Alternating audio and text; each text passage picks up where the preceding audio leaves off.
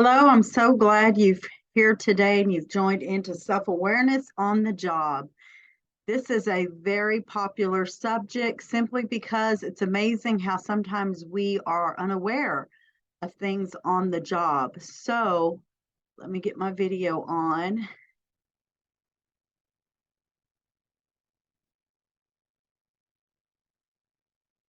There we go. So you can see me as we talk about being self-aware on the job. Self-aware on the job is key to being aware of our surroundings and the people that we work with. This is so important. So, self-awareness on the job. What is self-awareness on the job? Self-awareness on the job is where you are aware of yourself. Just kind of change that up a little bit. You are aware of yourself, and there are benefits to being aware on the job. Some of the benefits that we have that are able one is able to address concerns early. If you're aware on the job, these things come about more easily, that you're able to notice things. Noticing things is crucial in the workforce, especially if you are in a leadership position or a manager position. Knowing how to be able to address concerns early on can save a lot of different complications in the workplace and conflicts as well. So one of the also another things that come available is build work relationships. A benefit of also being aware of self on the job is it will help you to build the work relationships that you desire. Sometimes people that have worked places a long time, they have relationships that are suffering. There's a lot of cliquish ways, a lot of division is the word I'm looking for, division in the workplace, when we should be not divided, but we should be able to work together and have good work relationships. This is crucial for the work environment. Also, better management of others. How important it is for you to be able to manage people appropriately and professionally. This is crucial. And so self-awareness on the job can help you maintain this and to do this, to be able to manage people very well. Also, become a better leader and a decision maker. You notice how it's amazing how self-awareness can allow us to be better leaders, and decision makers, because a leader has to make decisions, and the decisions that are being made, you definitely want to have somebody that's of sound mind and can make a rational decision, not irrational, but a rational decision, a decision that is not based off of their emotions, but logic wise and the things that they see. If a leader is self-aware, this will follow them. So in our next slide, we're going to talk about some skills that are associated with people that are self-aware. So we see here, see this little man, and he's looking how he is excited about learning about self-awareness on the job. So let's move to the next slide.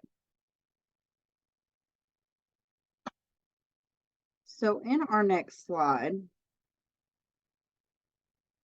so in the next slide, we see here that we have skills associated with self-aware individuals. So these skills that, sorry, I accidentally clicked off that slide. So skills associated with self-aware individuals.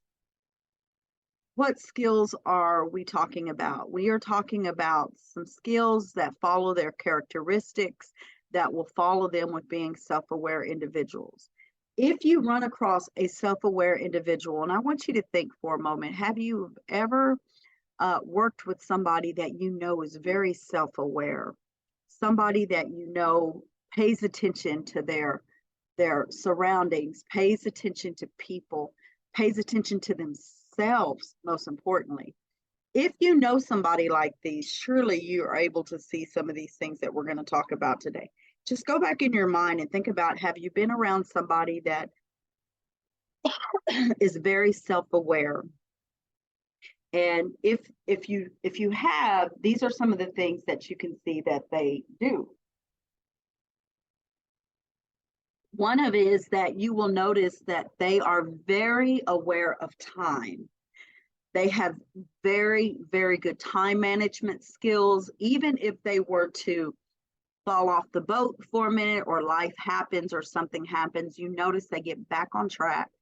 They tend to be aware of the time, and they're aware of how they use their time. They're aware of the time around them and how people use their time around them. This is so good when you run into someone like this, because it allows you to be able to notice that this is a self-aware individual. Also, they are emotionally controlled. They notice when their emotions tend to get out of line. They notice that they need to bring them back in line and put them back in the place that they need to be, so that they are calm. A lot of times they are calculated. They're not running crazy and wild, but they have control over these things. They have self-control, which is really, really important.